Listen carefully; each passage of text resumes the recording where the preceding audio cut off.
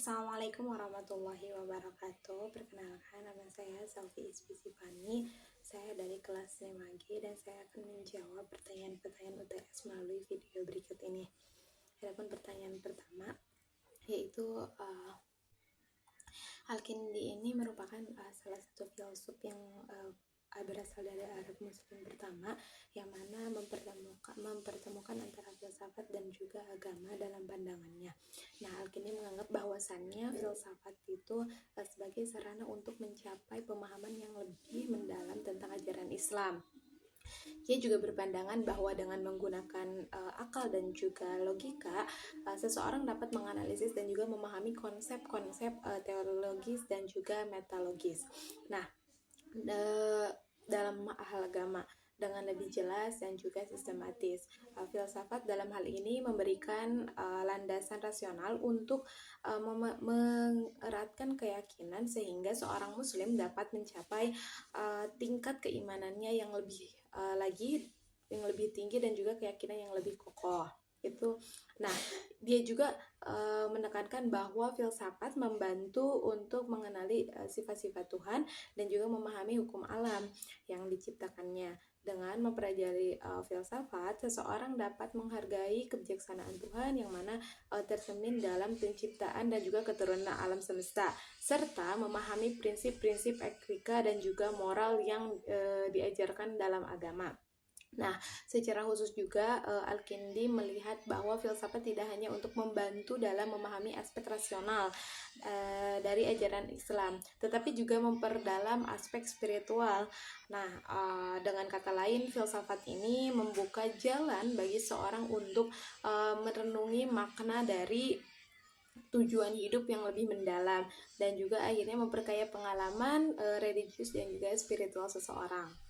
Nah, untuk pertanyaan kedua yaitu mengenai filsafat pandangan Al-Razi.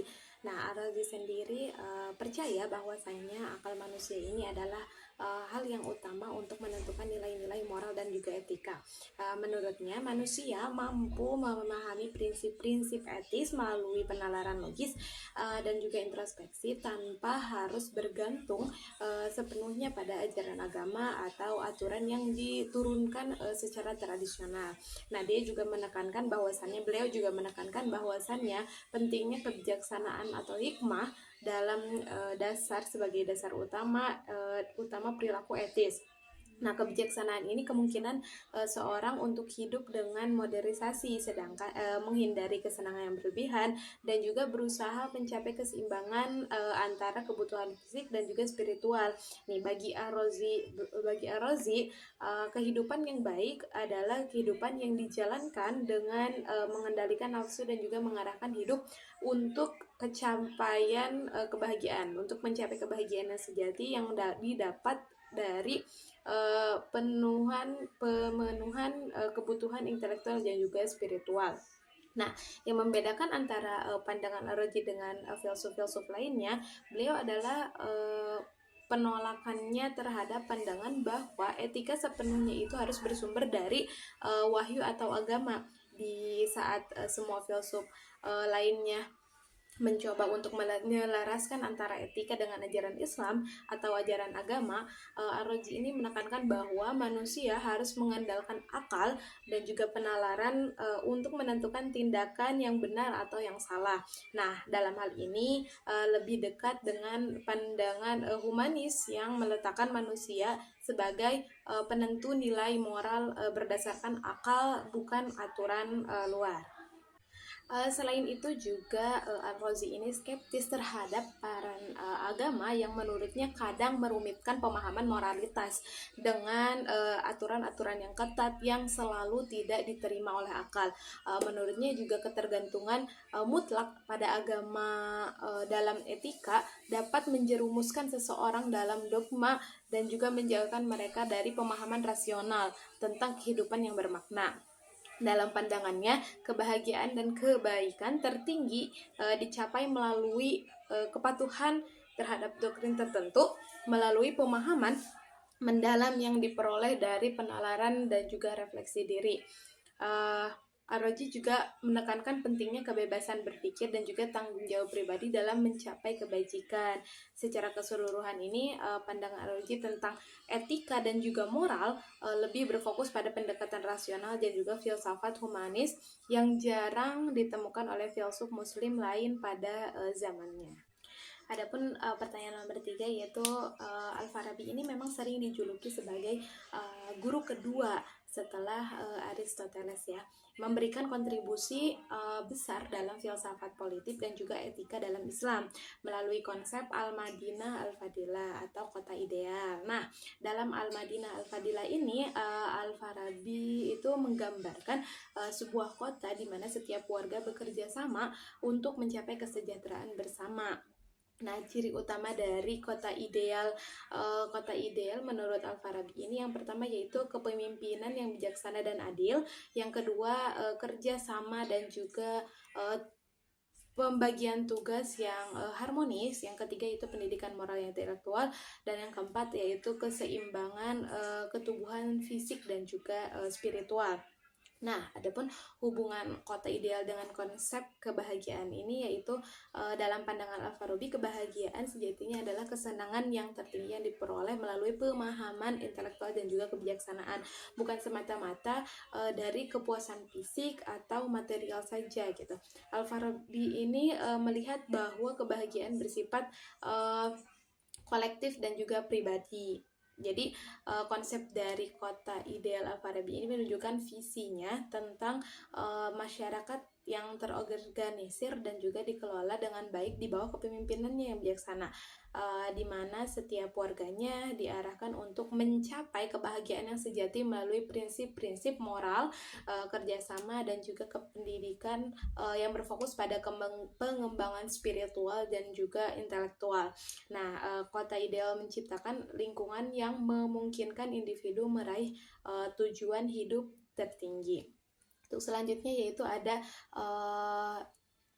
pandangan menurut Ikhwah Al-Safah.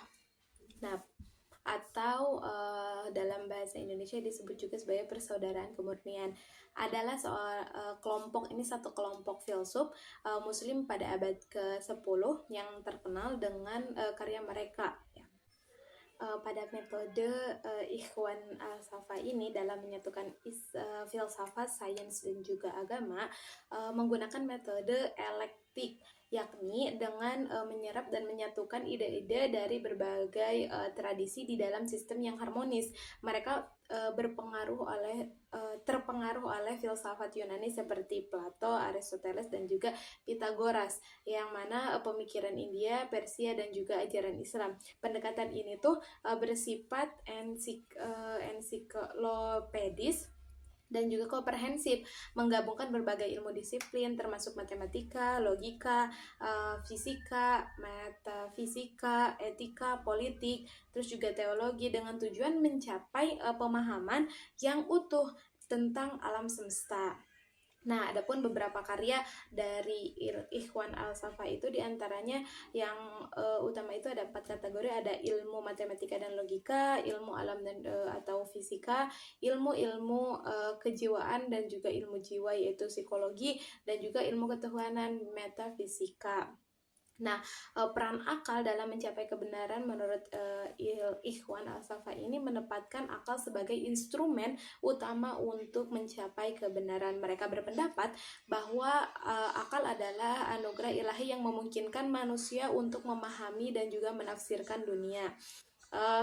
Mereka juga percaya bahwasannya akal harus digunakan secara maksimal untuk merenungkan alam semesta ini.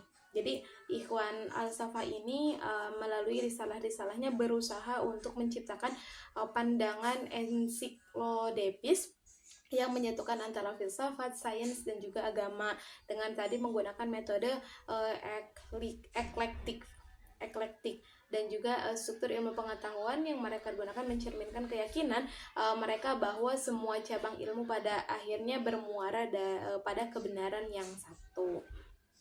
Untuk pertanyaan selanjutnya yaitu nomor 5, mengenai Ibnu Sina adalah filsuf dan juga ilmuwan yang besar di dunia Islam, mengembangkan teori emanasi yang sangat berpengaruh mempengaruhi pandangannya ontologisnya tentang Tuhan dan juga alam semesta.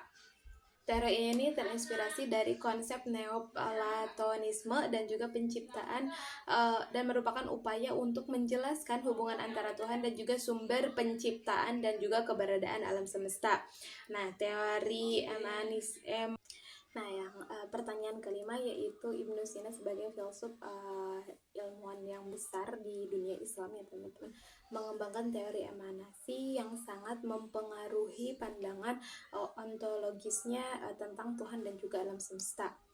Teori ini terinspirasi dari konsep Neoplatonisme dan juga merupakan upaya untuk menjelaskan hubungan antara Tuhan dan juga sumber penciptaan dan juga keberadaan alam semesta ini.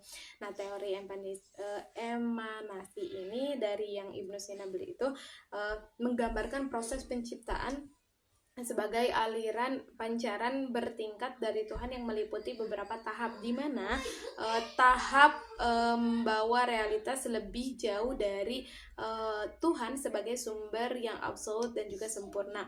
Nih, dalam teori ini itu yang pertama ada Tuhan sebagai wujud niscaya, yang kedua sebagai pancaran atau emanasi pertama, yang ketiga proses emanasi bertingkat, dan yang keempat hubungan dengan dunia fisik. Pengaruh teori emanasi pada pandangan ontologis tentang Tuhan dan juga alam semesta ini menggambarkan bahwa Tuhan sebagai entitas yang transenden dan juga sempurna yang berbeda secara ontologis dari alam semesta. Oleh karena itu, alam semesta ada bukan karena penciptaan langsung, tetapi sebagai akibat logis dari keberadaan Tuhan yang sempurna. Nah, konsep ini memiliki beberapa implikasi penting. Yang pertama ada transendensi Tuhan, yang kedua keberadaan sebagai hierarki, yang ketiga kesatuan dan kesempurnaan alam semesta, yang keempat ada hubungan jiwa dan akal yang aktif. Jadi teori emanasi dari Ibnu Sina adalah cara untuk menjelaskan asal-usul alam semesta dan hubungan Tuhan dengan ciptaan tanpa mengorbankan kemurnian dan juga kesempurnaan Tuhan. Nah, dalam pandangan ini juga alam semesta adalah hasil dari pancaran bertingkat dari Tuhan yang memungkinkan keberadaan yang rasional, tertata dan berjenjang.